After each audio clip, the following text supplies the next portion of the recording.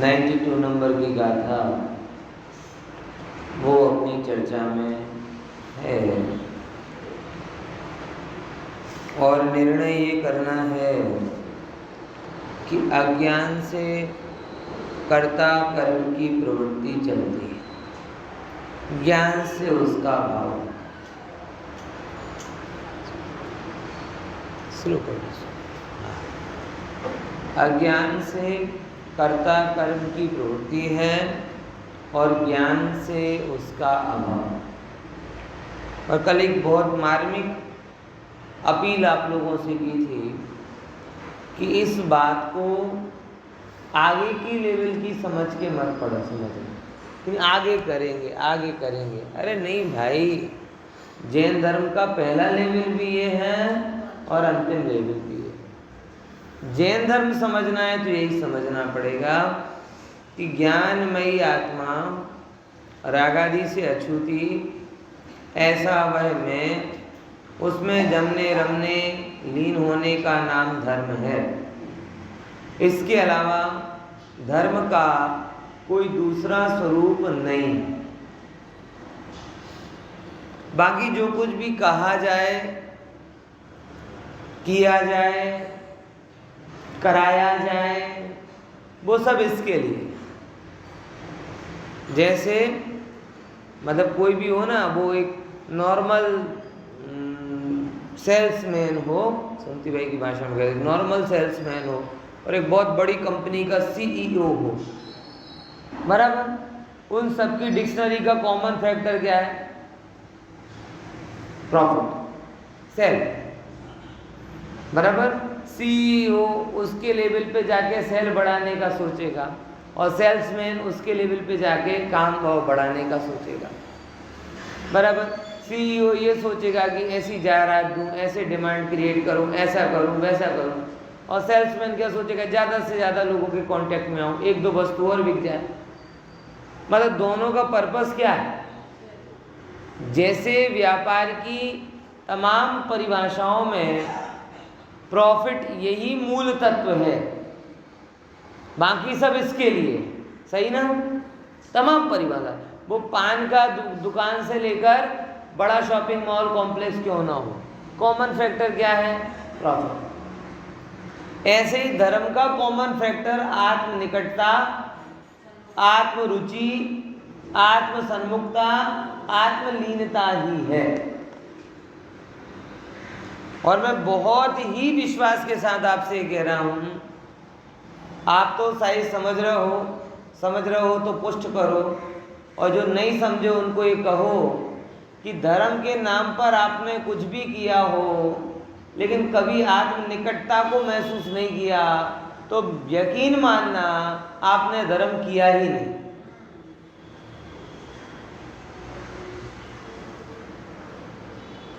क्या बोल रहे हैं हम? बहुत क्लियर कट। पूजन खत्म हो सब यहाँ बैठ जाएं बातें करें, शिविर खत्म हो सब बैठ जाएं बातें करें, आत्मा की निकटता को समय शिखर में बातें करते करते यात्रा करें, बड़े बड़े विधान में अलग अलग उपाय करें, दान दें, सब करें, लेकिन क्या ना करें? अभी है ना अडानी, 60वें वर्ष में कितने का दान देगा नहीं पता, फिर मुझे बोलना पड़ेगा जनरल नॉलेज कमजोर है। 60,000 करोड़ रुपए के दान की उसने घोषणा की। बड़ा धर्मात्मा हो गया है? बोलो, हमें उसके कोई कैसा अभिप्राय है मैं नहीं जानता, वो उसका वो जाने है, लेकिन मैं तो बड़ी सीधी सी बात दे रहा हूँ। कौन सी बात? कि इस 60 वर्ष में जितने क्षण के लिए उसने निकटता महसूस की, उतनी धर्म की सुगंध ली। बाकी 60,000 करोड़ रुपए खर्च करके भी धर्म के मामले में तो धूली इकट्ठा की है। लोग कहेंगे आप तो बस सबकी समीक्षा में लगे रहते हो। समीक्षा वाली बात नहीं है भैया, आगम का आधार है, आगम का आधार है। प्रश्न ये है ही नहीं कि तुम क्या कर रहे हो, प्रश्न ये है कि तुम किसकी निकटता कर रहे हो और क्यों कर रहे हो। क्योंकि मतलब भले ही वो है, लेकिन संसार का, समाज का अनुभव बहुत हुआ मुझे, मतलब सब प्रकार से, दिगंबर में, मूल दिगंबर में, अपने गुजरातियों में, मुमुक्षुओं में, श्वेतांबरों में, अजैनों में, सब जगह मैंने लगभग, अब क्या था, पाँव पैसारा किया है ना, सबका अनुभव हुआ है। और जो चीज़ मुझे खलती है वो यही खलती है, धर्म धर्म सब कोई कहे, धर्म न जाने कोई, निज आत्म के भान बिन, धर्म कहाँ से बोलो। धर्म धर्म सब कोई कहे, धर्म न जाने को, निज आत्म के भान बिन, धर्म कहाँ से हो। सीधी सी बात है सब जगह। मतलब मेरा जन्म है वो एक परंपरागत तेरापंथी परिवार में हुआ, पूजा पाठ के संस्कार मिले, धर्म पत्नी तारणपंथी जाप पाठ के संस्कार लेकर आई जयपुर में गया तो वहाँ पर वो हुआ, यहाँ पर गुजरातियों का, श्वेतांबर का, सब जगह धर्म के नाम पर उत्साह है, लेकिन धर्म मतलब पर से भिन्न त्रिकाली आत्मा का अनुभव करना। हर एक की धर्म की सोच अपने कुल परंपरा पर जाके पूरी हो जाती है। सेवा पूजा वाला सेवा पूजा कर लेगा, सामयिक प्रतिक्रमण वाला सामयिक प्रतिक्रमण कर लेगा। यहाँ तक देखा कि स्वाध्याय की, जैसे अपने गुजराती मोक्षु स्वाध्याय के परंपरागत संस्कार वाले होते हैं, वो भी घंटे हमें तो सांभळीए છીએ, हमें तो सांभળી, ये सब बोलते सांभળી सांभળી खबर है, पर हूँ आंबड़े છે તું કે આંબળી આંબળી આંબળી કરે છે, પણ ભાઈ એ સાંભળીને એ આત્માની નિકટતા કરે કે નહીં કરે? અને કંઈ કહેવા જાઓ તો એક જ વસ્તુ ચાલુ હોય, અમે તો સાંભળીએ છીએ, અમે તો જન્મથી ગુજરાતી, અમે તો ગુરુદેવ, અરે ભાઈ ઠીક છે, આ બધું આપણો ટ્રેક રેકોર્ડ क्यों बता रहा है? बताओ उपलब्धि क्या रही? हाँ, कोई परंपरागत संस्था, इसलिए कह रहे हैं कि भाई इस चीज को कि रागादि वाला मैं नहीं हूँ, रागादि से भिन्न मेरा वैभव है, रागादि मुझे छूते तक नहीं है, मैं तो चैतन्य की निर्मलता में ही निवास करता हूँ। ये जब जोर आएगा तब ही रागादि से हट पाएगा। बात समझ में आ रही? और रागादि से हट गया तो कर्म बंध अपने आप हट गए। पॉइंट समझ में आया कि नहीं आया? अब लोग उल्टा उपाय करते हैं, कर्म नष्ट हो जाए, कर्म नष्ट हो जाए, कर्म नष्ट हो जाए। अरे भले मानस कर्म अपने आप तो छोड़ते नहीं, कर्म अपने आप छोड़ते हैं टारगेट करके, जैसे छोटे में गुलेल मारते थे ना कि हाँ ये आ रहा है अब इसको पकड़ना, ऐसा है क्या? मोह ने कोई शार्प शूटर भेजे आपके लिए कि नहीं, ये जैसे ही निकले घर से बाहर पकड़ लिया, कोई इंटरेस्ट नहीं। हमें कर्म से डर लगता है, लेकिन कर्म कैसे होते हैं? बोले जब तू रागादि भाव रूप परिणमित होता है तो फिर रागादि भावों की बात करने लगता है। अरे रागादि भावों में रहकर रागादि से कैसे निकलेगा? दलदल होता है ना, कादव, दलदल मतलब होता है ना कादव, कादव। अब ये रागादि भाव तो स्वयं दलदल है। अब तो दलदल में खड़े रहकर दलदल से छूटने की कोशिश करेगा। सिंपल दलदल तो समझ में आता है ना, हाँ कादव। लेकिन गुजराती वो कादव दोनों रूप में यूज होता है, कीचड़ में भी यूज होता है और उसमें भी होता है। वो नॉर्मल कीचड़ की बात नहीं कर रहे। कौन सी कीचड़? दलदल। हाँ वो दलदल वो अलग अलग टाइप की कीचड़ होती है, जिससे बाहर निकलने का दलदल में से कोई रास्ता नहीं है। मुद्दा ये है कि आप दलदल में जो भी चीज पकड़ोगे ना वो भी डूब जाएगी। आप उसकी पड़ी हुई लकड़ी को पकड़ोगे तो लकड़ी डूब जाएगी, पत्थर को पकड़ोगे तो पत्थर डूब जाएगा। और दलदल में कोई दूसरा व्यक्ति आया आपको बचाने के लिए, दलदलम निरुपामति स्वाहा, दलदल से बचने का एक ही उपाय होता है, कोई बाहर वाला व्यक्ति आपको रस्सी फेंके या जो स्वयं दलदल में नहीं हो ऐसा व्यक्ति आपको हाथ दे तो आप उसके बल से बाहर आ सकते हो, दलदल की कोई चीज से बाहर नहीं आ सकते। ठीक है ना? दृष्टांत, सिद्धांत। अशुद्ध भावों में आप अशुद्धता छोड़ने का उपाय करोगे तो अशुद्ध भाव स्वयं दलदल है। राग द्वेष आदि भाव वो सब क्या है? स्वयं दलदल है। उनसे आप छोड़ो कि मैं उनमें ही रहूं और उनसे छूट जाऊं, हैं? मैं दलदल में ही रहूं और दलदल में कुछ ऐसा मिल जाए कि जो मुझे बाहर निकाल दे, होगा? होगा? दलदल की कोई वस्तु आपको दलदल से बाहर नहीं निकाल पाएगी। दलदल के बाहर वाली वस्तु की शरण लोगे तो ही दलदल से बाहर आ पाओगे। ऐसे ही रागादि भाव संसार का दलदल है और उनमें से कोई भी आप चीज का सिलेक्शन करोगे, अरे सोने का पत्थर हो चाहे लोहे का पत्थर हो, कोई भी हो, अगर वो रागादि भाव है तो संसार का दलदल है, वो छुड़ाने का कारण नहीं। एक ही चीज चैतन्य परिणति जो इस रागादि की कीचड़ से बाहर है, चैतन्य परिणति, शुद्ध परिणति जो क्या है? रागादि की कीचड़ के बाहर है। ऐसी उस चैतन्य परिणति की शरण लोगे तो रागादि छूट जाएंगे, रागादि छूटेंगे कर्मबंध छूट जाएगा, कर्मबंध छूटेगा संसार छूट जाएगा, मोक्ष में विराजमान हो जाओगे। लोग उल्टा उपाय करते हैं, फिर कहते हैं काम नहीं हो रहा। कैसे हो गए? है कि नहीं? तो कर्मबंध छोड़ना है ना, है? तो रागादि छोड़ो, तो रागादि में रहकर रागादि छूटेंगे क्या?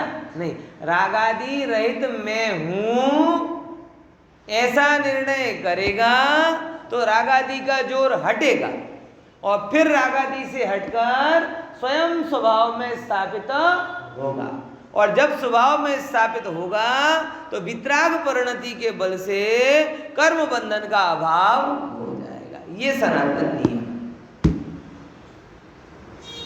बराबर ना। लेकिन जब जैसे ये बात कहते हैं तो फिर वही बात, ये तो आगे की बात है, ये आगे की बात है। नहीं, ये सबसे पहली बात। हाँ, लेकिन ये ऐसी जोरदार बात है कि पहली सीढ़ी से लेकर आखिरी सीढ़ी तक चलेगी।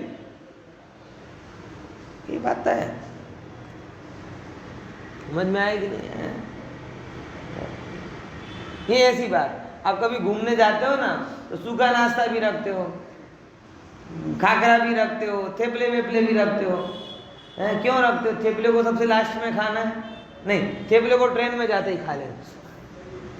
और अगर और थोड़े चतुर होगा, बोले शाम के लिए तो इडली सांभर चल जाएगा बराबर, सुबह के लिए थेपले चल जाएंगे, फिर उसके बाद में कोई तीसरी चीज, और खाकरे तो जब तक यात्रा चलेगी तब तक चलेगी। सही है ना? और बीच में भी आप अपने हिसाब सेट कर सकते हो, मैं कोई आपकी टूर प्लानिंग नहीं कर रहा हूँ मैं तो सिंपल समझ के हिसाब से बात कर रहा हूँ कि जब आप जाते हो 5-10 दिन के लिए तो नाश्ते का वर्गीकरण ऐसे करते हो कि कुछ तत्काल शाम को खाने के लिए, कुछ सुबह को खाने के लिए, कुछ दूसरी सुबह को खाने, शाम को खाने के लिए, फिर उसके बाद फिर वो जो चलता है वो सूखा सूखा नाश्ता चलता है। कोई ऐसा नाश्ता हो जो पहले से लेकर लास्ट तक चलता है ना, वो कितना अच्छा रहे। तो देह और आत्मा की भिन्नता ये वो नाश्ता। मोक्ष मार्ग की जर्नी जब से आप चालू करोगे तब से आपको क्या याद करना है? ज्ञान स्वभाव, राग स्वभाव, ज्ञान स्वभाव, राग स्वभाव, ज्ञान स्वभाव, राग स्वभाव। पहली स्टेज भी इससे, नाश्ता भी इससे होगा, लंच भी इससे होगा, शाम का भोजन भी इससे होगा, और दूसरे दिन मतलब आखिरी दिन तक जितना जो कुछ भी होगा सब किससे होगा? बाकी दूसरा नाश्ता खराब हो जाएगा, पूजा पाठ अगली अवस्था में काम नहीं चलेगा। चलेगा? मुनियाज को कोई पूजा करते देखा? मुनियाज को ज्ञान दान के अलावा कोई दान देते हुए देखा? अरे ग्रंथ लिखना भी आगे की स्टेज में काम नहीं करेगा, वो भी छूट जाएगा। बोलना, बतियाना, ये सब छूट जाएगा। कौन सी चीज काम करती रहेगी? दे बिन राग बिन मैं बिन, दे बिन राग बिन मैं बिन। तो ये मोक्ष मार्ग का भेद ज्ञान, मोक्ष मार्ग का सर्वोत्तम पाथेय है। पाथेय थोड़ा कठिन शब्द हो गया। पाथेय मतलब कहता है भातु। ये आपको शायद पता हो चाहे नहीं हो, वर्ड एक्स्ट्रा ऐड कर लीजिए। हिंदी में क्या होता है? पाथेय मतलब क्या होता है? धातु। मतलब कई बार मैं बहुत जो टिपिकल शब्द बोलने से डरता हूं, लेकिन कई बार निकल जाते हैं तो ये वो वाला शब्द पाथेय। पाथेय मतलब क्या? पथ पर जिसका उपयोग किया जाएगा वो पाथेय। तो मोक्ष के पथ पर जिस पाथेय का सबसे ज्यादा उपयोग होगा वो क्या है? भेद ज्ञान। पहले से लेकर आखिरी तक लगातार जिसका उपयोग होगा वो क्या है? भेद ज्ञान। आ रहा है कि नहीं आ रहा समझ? तो ये पहला है, मतलब ये नहीं समझना कि छेला है, यहां ये समझना कि छेला भी है और पहला भी। आई कि नहीं बात समझ में? इसीलिए आपका पूरी धर्म की समझ आत्मा की समझ के बिना अधूरी है। और अगर मैं गुरुदेव का महान उपकार मानता हूं तो यही है कि जो आत्मवादी दर्शन जैन धर्म है, धर्म साधना में आत्मा की पुनर्स्थापना गुरुदेव ने की। क्या बोला? धर्म कैसा अपना? आध्यात्मिक, आत्मवादी। लेकिन गजब है, धर्मों और धर्म के उपायों में आत्मा ही गायब हो गई। तो गुरुदेव ने क्या किया है? ये धर्म की साधना में आत्मा को स्थापित किया। मतलब ये बिल्कुल वैसा ही उपाय है जैसे लोग मिठाई मिठाई तो कहते थे, मिठाई खा लो, मिठाई खा लो, मिठाई खा लो। बराबर पीढ़ियों से क्या कहते हैं? मिठाई है, मिठाई। चाहे दूध पाक हो वो भी मिठाई कहते, मोहन थाल हो वो भी मिठाई कहते, सबको मिठाई तो कहते थे, लेकिन सब मिठाइयों में मिठास गायब हो गई थी। ओके, पीढ़ियों से किसी को पता ही नहीं था, चखा ही नहीं था मिठास का स्वाद किसी ने। तो मोड़ा, मोहन थाल, बराबर। मोड़ा की मोरा? मोड़ा, मोड़ा अड़ा होता है कि रा? अड़ा ना। मोड़ा मोहन थाल, मोड़ा मोड़ा दूध पाक, मोड़ा संदेश, सब मिठाइयाँ खा रहे, लेकिन सब कैसी? तो कोई पुराने जमाने से जो रहस्य सीख कर आया हो कि तुम कैसी मिठाई खा रहे हो, इसमें तो मिठास ही नहीं है। अरे नहीं, हमारे बाप दादे तो ऐसे ही खाते आए। बोले तुम्हारे बाप दादों ने अगर मिठास गायब कर दी तो हम बता रहे हैं मिठास के बिना मिठाई बनती। अरे मिठास हटा दो तो मोहन थाल और फरसाण में अंतर क्या है?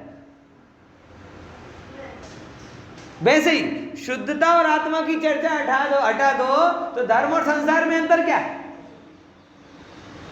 बोलने नहीं, हमारे बाप दादे तो ऐसे ही खाते आ रहे हैं। अब जहां बाप दादे जाते हैं वहां तो अच्छे अच्छे लाचार हो जाते। ये हो गया गुरुदेव का क्या उपकार? गुरुदेव का ये उपकार रहा कि उन्होंने बताया कि ए भाई, तुम मीठे बगैर की मिठाई खाने की मूर्खता क्यों कर रहा है? क्योंकि मीठे बगैर तो मिठाई होती नहीं। ऐसे ही आत्मा की निकटता के बगैर धर्म तो होता ही नहीं है। और आज भी हमने अपनी दुकान तो खोली है, लेकिन जो बाप दादों की दुकान को अपना मान के बैठे वो ये बात मानते नहीं। आत्मा आत्मा क्या? आत्मा करना, बाकी भी तो कोई चीजें हैं भाई। हम कह रहे ठीक है, बाकी 50 चीजें हैं, लेकिन जिसे हम मिठाई कहते हैं वो मिठास वगैरह की नहीं होती। हम क्या मना कर रहे हैं? देश भी है, समाज भी है, राष्ट्र भी है, परिवार भी है, दुकान भी है, शरीर भी है, सब है, हम कहाँ मना कर रहे हैं? मिष्ठान वाला ये थोड़ी कहता है कि फरसाण नहीं है, कि करेला नहीं है, सब चीजें हैं। लेकिन जिसे तुम खा रहे हो उसे तुम मिठाई कह रहे हो, और मिठाई मीठे बगैर की नहीं। हम ये बताना चाहें। वैसे जिसे तुम खा रहे हो, उसे जिसे तुम सेवन कर रहे हो, उसे तुम धर्म कह रहे हो।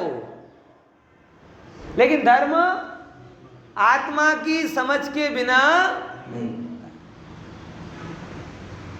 फरसाण खा रहे तो फरसाण का नाम दो, करेला खा रहे तो करेला का नाम दो, अरे जहर खा रहे तो जहर का नाम दो। भाई जो खा रहे हो उसको उसके नाम से खाओ, मिठास को बदनाम मत करो, मिठाई को बदनाम। इतनी सी बात लोग नहीं समझ पा रहे। बस आई कि नहीं समझ में बात? इसलिए कह रहे देखो, अज्ञानता से अपने और पर का, देखो टीका पढ़ते जहाँ से अपनी बात छूटी थी। अज्ञान थी 167, अज्ञान थी आ आत्मा પરનો અને પોતાનો, પરનો અને પોતાનો પરસ્પર विशेष ना जानतो हो। अंतर नहीं समझ में आ रहा अपना और पर का, त्यारे पर ने पोता रूप कर दो। किस रूप कर रहा है? पर को अपने रूप कर रहा, अने पोता ने पर कर दो है, अपने को पर रूप कर रहा, पर को अपने रूप कर रहा है। रमण भमण, जगत में सबसे मोटी रमण भमण तो यही है। अपन कहते हैं 3 साल का बच्चा खिलौने के तो आयो घूम जाए, घुस जाए, आखो और कमरा ने शू करी नाखे? रमण भमण करी नाखे। क्यांक रमकड़ा पड़्यो हो, क्यांक कपड़ा पड़्या हो, क्यांक आम पड़्यो हो। ये अपनी हालत तो 3 वर्षना छोकरा करता गई बीती छे। मोक्ष मार्ग ने रमण भमण करी नाखे। परमा रमे अने पोते भमे, ए रमण भमण। શું કીધું? આપણી મોટી રમણ ભમણ કઈ છે? પरमा રમે અને આ રમે તો પછી ભમે કોણ? પોતે જ ભમે। પरमा રમીને પોતે ભમે છે, આવું રમણ ભમણ અનાદિથી કરે છે। हाँ, आप समझो। रमना भ्रमना, सुगर रमवानो बंद करी दे तो भमवानो बंद।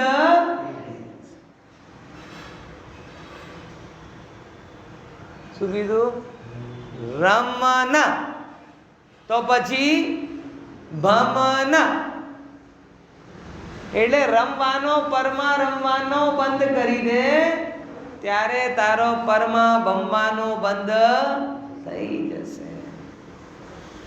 અને જ્યાં સુધી પરને પોતા માનશે, પોતાને પર માનશે તો પરમાં રમશે, બરાબર, અને પોતે ભમશે। હવે જો પોતે અજ્ઞાનમય થયો થકો કર્મોનો કરતા શું કરે છે? પ્રતિભાસે છે, પ્રતિભાસે છે। તે સ્પષ્ટતાથી સમજાવવામાં આવે છે। આને આ બધું ક્લિયર કરે છે। જો જેમ શીત ઉષ્ણનો અનુભવ કરાવવામાં સમર્થ એવી शीत उष्ण पुद्गल परिणामनी अवस्था पुद्गलथी अभिन्नपणाने लीधे आत्माथी सदाय अत्यंत भिन्न छे अने तेना निमित्ते थतो ते प्रकारनो अनुभव आत्माथी अभिन्नपणाने लीधे पुद्गलथी सदाय अत्यंत भिन्न छे। હવે દ્રષ્ટાંત ખબર પડી? બહુ સિમ્પલ છે। बर्फ हाथ में लीधु, बराबर, बर्फ को हाथ में लिया। अब जैसे ही बर्फ को हाथ में लिया, ये बर्फ कैसा लगा आपको? ठंडा लगा। तो आत्मा ठंडी हुई कि बर्फ ठंडा था। बराबर। तो आत्मा ठंडी हुई क्या? तो ये ठंडक का ज्ञान आत्मा को हुआ कि बर्फ को हुआ? गजब है ना। जहां ठंडक है उसे ठंडक का ज्ञान नहीं, बराबर, और जिसे ज्ञान है उसमें ठंडक, बराबर ना। इसमें कोई रॉकेट साइंस थोड़ी, सीधी सी बात है। बर्फ में ठंडा क्यों? क्योंकि बर्फ के अंदर स्पर्श नाम का गुण है। स्पर्श नाम के गुण होने के कारण उसकी ठंडे का रूप पर्याय हो रही। ऐसे ही अग्नि, अग्नि में क्या है? उष्णता। तो अग्नि में उष्णता क्यों है? सेम, अग्नि में स्पर्श नाम का गुण है, उसकी उष्णता नाम की पर्याय है। अरे कि नहीं, बात समझना। अब आत्मा में ठंडा और गर्म क्यों नहीं है? बोलो। क्योंकि आत्मा में स्पर्श नाम का गुण नहीं है। तो गुण ही नहीं है तो पर्याय कहां से होगी? पुत्र ही नहीं हुआ तो पुत्र का लगन कैसे होगा? पॉइंट समझ में है कि नहीं? पुत्र होवे तो पुत्र का लगन हो, पुत्र ही ना होवे तो लगन कहां से? लगन नहीं होवे तो वधु कहां से? पुत्र वधु नहीं। क्लियर हुआ ना? तो आत्मा में स्पर्श नाम का गुण ही नहीं है, और अगर स्पर्श नाम का गुण नहीं है तो उसकी शीतलता उष्णता रूप पर्याय नहीं है। तो ये तो नहीं है, तो शीतलता और उष्णता का ज्ञान भी नहीं है। यही पंडित जी ऐसा मत बोलो। क्यों? ज्ञान तो है। क्यों ज्ञान है? क्योंकि ज्ञान नाम का गुण है, और जब वो शीतलता या गर्माहट को छूता है शरीर, तो ज्ञान गुण में शीतलता का और उष्णता का ज्ञान रहता है। अच्छा, तो अब आपके दिमाग में दो चीजें आ गई, आ जानी चाहिए। ज्ञान में झलकने वाली शीतलता रूप ज्ञान की पर्याय। पाका क्या बोला? ज्ञान में झलकने वाली ठंडक रूप शीतलता रूप ज्ञान की पर्याय, और पुद्गल में रहने वाली स्पर्श गुण की शीतलता की पर्याय। एक में ज्ञान गुण में शीतलता का ज्ञान हो रहा, और एक में पुद्गल में शीतलता है, स्पर्श गुण की शीतलता। पुद्गल द्रव्य स्पर्श गुण शीतलता नाम की पर्याय, जीव द्रव्य ज्ञान गुण शीतलता जानने रूप मति ज्ञान की पर्याय। क्लियर? ऐसे ही उष्णता में घटित करो। बोलो अंकित भाई, सरल है। दो चीजें अलग अलग करो ना। पुद्गल, हाँ, पुद्गल द्रव्य अग्नि, हाँ, आगे कौन सा गुण? स्पर्श गुण, उसकी कौन सी पर्याय? उष्णता रूप पर्याय। उसको जानने में हाँ बहु गर्मी है। अब जीव द्रव्य ज्ञान गुण उष्णता के ज्ञान रूप मति ज्ञान की पर्याय। अब ये दोनों एक की अलग अलग,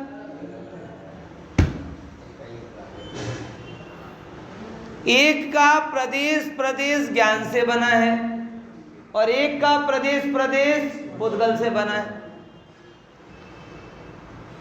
बराबर समझ में आ रही?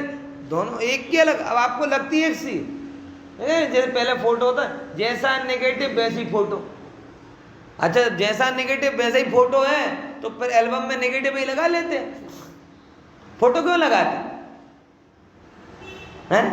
पहले आता था ना नेगेटिव, कोडेक के कैमरे का जमाना, तब फोटो की वैल्यू थी, है? तब क्या थी? फोटो की वैल्यू थी, रील खराब होने का डर रहता था। और जब से डिजिटल आए तब से तो पहाड़ों ने सूंझाए थी। हाँ, समझा कि नहीं समझा? एक आवे ना पहाड़ों ऊपर दिया एक रेवा दो, चलो मारो ज पहाड़ो छे। समझा कि नहीं? याद आ गया सबको? चलो बढ़िया, आनंद। हाँ, बहनों को बहुत शौक होता ना भाई के गले में मारी फोटो पाड़ो ने मारी पाड़ो ने मारी पाड़ो ने तो कि તમારો જ પાડો છે હે બીજા કોઈનો પાડો નથી તમારો જ પાડો છે પાડી હમણાં ખ્યાલમાં આવે છે કે નહીં समझे कि नहीं समझे तो दोनों चीजें भिन्न भिन्न ख्याल में आ रही ना एक तो पुद्गल का परिणमन और एक कौन सा जीव का परिणमन जीव में है और पुद्गल का परिणमन पुद्गल जीव का परिणमन पुद्गल में नहीं जाता पुद्गल का परिणमन क्योंकि वो पुद्गल का प्रदेश पुद्गल से बना है और जीव का ज्ञान गुण का प्रदेश जीव से। अब इसको समझने में आपको कोई तकलीफ है क्या?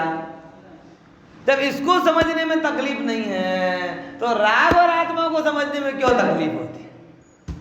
देखो अब दृष्टांत समझ लो।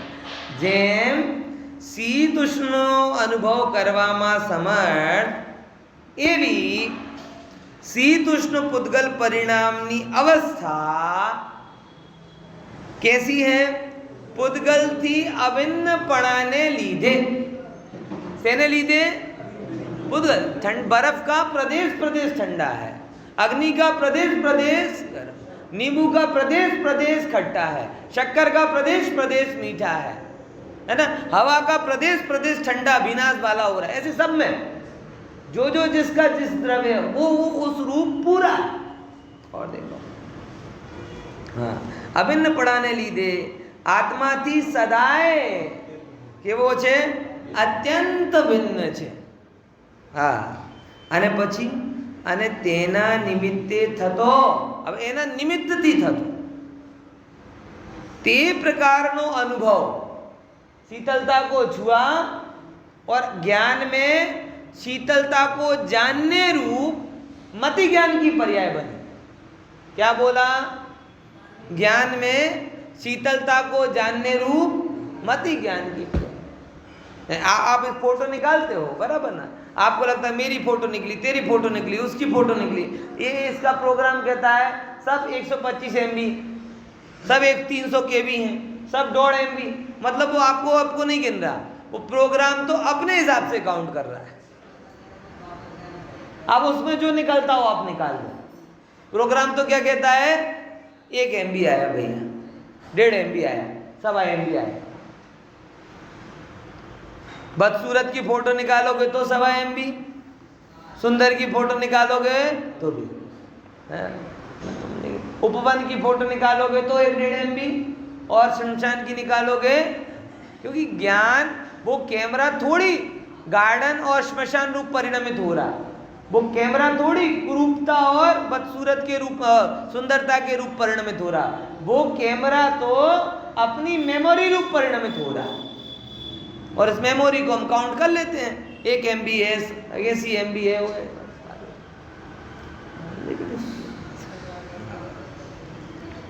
અભિન્ન પડાને લીધે પુદ્ગલથી સદાય અત્યંત ભિન્ન છે એવી રીતે તે પ્રકારનો અનુભવ કરાવવામાં બરાબર સમર્થ। હવે જો રાગ દ્વેષ સુખ દુઃખ આદિ રૂપ પુદ્ગલ પરિણામની અવસ્થા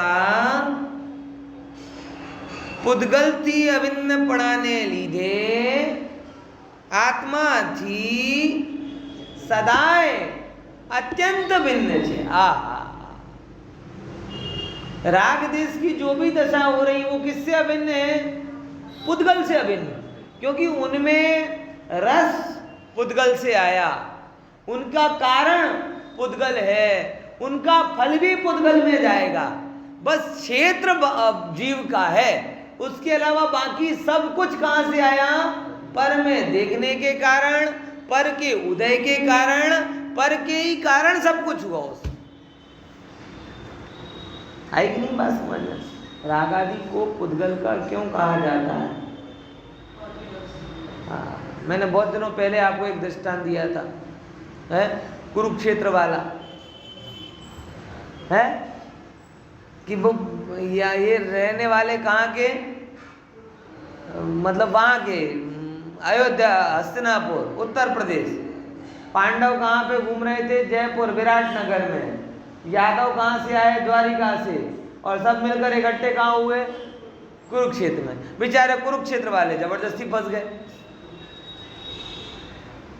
हैं।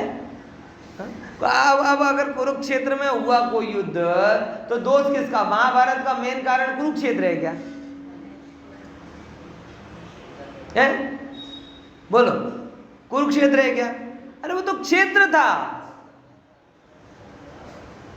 वो न्यूट्रल था ना, वो कौरव था ना पांडव था ना यादव था, कुछ नहीं थे। अब सब मिलकर वहां लड़ने लगे तो फांसी पर कुरुक्षेत्र निवासियों को चढ़ाओगे क्या? ये आत्मा के प्रदेश क्या है?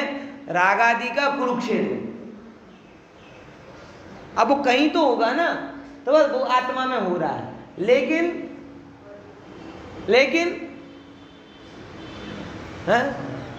लेकिन बस उसमें पर की दृष्टि, पर के कारण रस आया, उसमें पर के कारण बंधे, उदय भी पर में जाएगा। इसमें आत्मा को अपराधी नहीं माना जाता। आत्मा ने तो आधार दिया बस उसका टूट, और उस समय भी आत्मा तो अपने स्वभाव रूप परिणमित हो रहा है। क्षेत्र वो है, लेकिन राग होते हुए भी आत्मा ने ज्ञान स्वभाव को कहां छोड़ा? देखो, तेवी रीते ते प्रकार राग द्वेष सुख दुखादि रूप पुद्गल परिणामनी अवस्था पुद्गल थी अभिन्न पढ़ाने लीधे आत्मा थी सदाय अत्यंत भिन्न छे। ओहो, जिसे राग रहित आत्मा दिख रहा है उसे धर्म दिख रहा, और जिसे राग रहित आत्मा दिखाई नहीं उसे धर्म दिखाई। અને તેના નિમિત્તથી થતો તે પ્રકારનો અનુભવ, હવે જો उसके निमित्त से होता हुआ ते प्रकारना अनुभव, ये वो पुद्गल आदि हैं बराबर, लेकिन उनको जानने वाला पुद्गल नहीं, उसको जानने वाला कौन? ज्ञान। तेनाथी अनुभव आत्मा थी अभिन्न पढ़ाने लीधे, सेने लीधे? अभिन्न पढ़ाने लीधे पुद्गल थी सदाय अत्यंत भिन्न छे। जो रागादि भाव पुद्गल थी अभिन्न पढ़ाने लीधे जीव थी भिन्न छे, बराबर। फिर से क्या बोला? रागादि भाव किसके कारण? पुद्गल से अभिन्न पना के कारण। किससे भिन्न है? जीव से भिन्न। और उनको जानने वाला ज्ञान आत्मा से अभिन्नता के कारण पुद्गल से भिन्न है। आई कि नहीं बात समझ? ख्याल में आ रहा है ना? दोनों अलग अलग चीजें, पुद्गल जीव। पुद्गल का इफेक्ट रागादि रूप में आया, वो भी पुद्गल की पार्टी, बराबर। जीव का जान रहा, जीव से ज्ञान हुआ तो जान रहा, वो जीव की पार्टी। अब जीव बीजेपी वाला बीजेपी में रहेगा और कांग्रेस वाला ऐसा। और यहाँ पे तो गठबंधन हो जाए, यहाँ का उछल कूद मंत्रालय उछल के इसमें आ जाए, लेकिन जीव कभी पर में नहीं जाता और पर कभी जीव में। और गजब ये है, आपको बहुत गहरी बात बताऊं, इतने भयंकर दुख के बीच में भी सातवें नरक का नारगी क्यों सम्यक दृष्टि? इतने भयंकर संसार में रहकर भरत चक्रवर्ती आदि जैसे कर्मों की निर्जरा किसके आधार से कर लेते हैं? आप तो नरक में हाश नहीं कर पाओ और वो आत्मानुभवन कर रहा है? यहाँ तो एक दिन अगर हेक्टिक हो जाए, अस्पताल की और पुलिस स्टेशन के चक्कर लग जाएं, तो हाश नहीं आती मुंह से। आज का दिन तो बहुत खराब, आज का दिन तो बहुत खराब। क्यों? पूरे दिन अस्पताल में, ना पूरे दिन यहाँ पे ना वहां पे। बोलो आती है हाश? अब वहां पे थोड़ा, अरे शांति नहीं है, स्वाध्याय कहाँ से करें? अरे स्वाध्याय करो तो शांति होगी। लोगों को आ रहा है समझ में? सर दुख रहा है, दवा कहाँ से लें? अरे दवा लोगे तो सर दुखना बंद होगा। लॉजिक समझ में आया कि नहीं आया?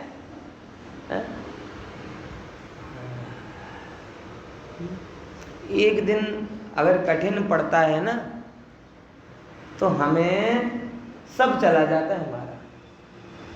ये लगता है बस सो जाए, और वो नींद भी नहीं आती। आप सोचो और विचारो, यहाँ पे आप एडवर्स कंडीशन, कल ही मैं यहाँ से जा रहा था, ये ना शिल्पालय की तरफ जाने की तरफ मुड़ते हैं ना, और शाम को जा रहा था, नीलेश भाई की दुकान पे एक काम था, वहाँ जा रहा था। तो वहाँ पे उस पे कॉर्नर पे उकरड़ा जैसा बन गया है, तो वहाँ पे एक भिखारी सो रहा था। तो सच में रुका और देखा, नहीं अपन तो 5वीं मंजिल पे रहते हैं, तो भी मच्छर काट रहा, बदबू आ रही है ना, गद्दा बराबर नहीं है, लाइट बराबर नहीं है, ये बराबर नहीं है, बताओ समझ में आ रहा। और वो उकरड़े के बाजू में सारी पॉलिथीन पड़ी, सारी गंदगी पड़ी, विनाश, बदबू आ रही, और तो भी सो रहा।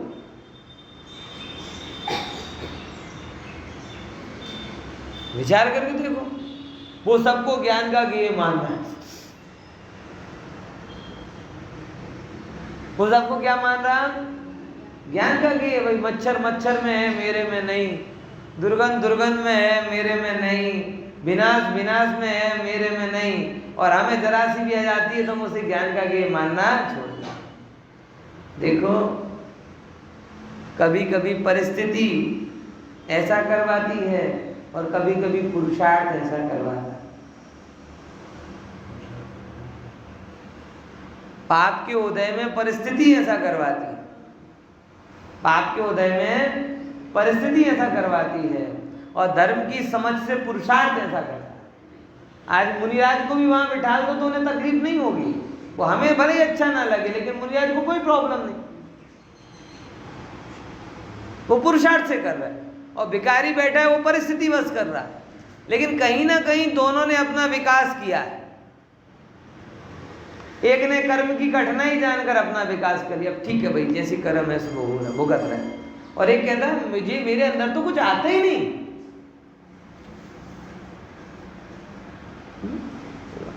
सच बता रहा हूं, अभी क्या मच्छरों का आतंक बढ़ गया, तो 1-2 दिन ऐसे ही रात को मच्छर आए तो नींद खराब हुई, तो मेरा वो उससे अनुसंधान मिल गया। गजब है, अपने 5 मंजिल में 5 मच्छर आ जाए तो अपनी पूरी नींद खराब, और वो बंदा वहीं सो रहा। गंदगी भी है, दुर्गंध भी है, विनाश भी है, मच्छर भी हैं, कुत्ते भी आ जाते हैं, और बाजू में 1-2 कचरा भी फेंक के जा रहे हैं। कल्पना करके देखो, अपन जहाँ सो रहे हो और कोई कचरा फेंक के चला जाए, बोलो नींद उड़ जाएगी कि नहीं उड़ जाएगी? वो कचरा फेंक के गया, उसने करवट ली, फिर सो गया। मेरे में कहाँ रहा है कचरा? तो पर है कचरा। विचार करके देखो, पुरुषार्थ से ऐसा करो। और पुरुषार्थ क्या है कि पुरुषार्थ ये है कि कर्म के उदय के बीच में भी, कर्म की कठिनाई के बीच में भी आत्मा का ज्ञान स्वभाव ऐसे का ऐसे, इस बल से 7वें नरक का नारकी सम्यक दर्शन करता है।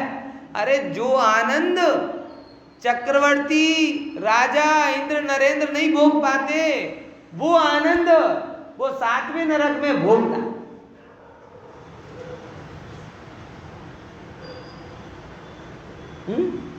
नहीं लगता चमत्कार? हाँ चमत्कार है, चैतन्य का चमत्कार है, चमत्कार है, चैतन्य का चमत्कार है। इतनी विपरीत परिस्थिति में चैतन्य का चमत्कार ऐसा है कि 7वें नरक में भी आनंदित कर सके। जहां जीव एक क्षण के लिए हाश भी ना लेते हो, वहां पे वो आत्मानुभवन करके इंद्र, हेमेंद्र, नरेंद्र से भी ज्यादा सुख ले ले, ऐसा चैतन्य का चमत्कार है। बाकी तो हमारा जीवन कंप्लेंट बॉक्स बन गया है, इसकी कंप्लेंट करना, उसकी कंप्लेंट, इसके लिए दुखी होना, उसके लिए दुखी होना, हर चीज इसने ये नहीं दिया, उसने वो नहीं किया, इसने फोन नहीं किया, इसने कॉल नहीं किया, इसने ये नहीं किया, पर होते रहो दुखी, होते रहो दुखी। ज्ञान भिन्न है, पुद्गलती सदा भिन्न है। ऐसा જ્યારે અજ્ઞાનને લીધે આત્મા તે રાગ દેશ દુઃખાદિનો અને તેના અનુભવનો પરસ્પર વિશેષ ના જાણતો હોય, इसके कारण राग देश के कारण ये इसको दोनों को वस्तु का और अनुभव का परस्पर विशेष नहीं जानता, त्यारे एक पणाना अभ्यास ने लीधे शू करे, एक पणानो अभ्यास। एक पणानो अभ्यास एटले बस ये जो शीतलता का अनुभव हुआ वो मैं ठंडा हो गया। जब शीतलता के अनुभव से मैं ठंडा नहीं होता तो राग को जानने से मैं रागी नहीं, गर्माहट को जानने से अगर मैं गर्म नहीं होता तो द्वेष के जानने से मैं द्वेषी। लेकिन जिसने अंतर को नहीं जाना वो एक मान लेता है।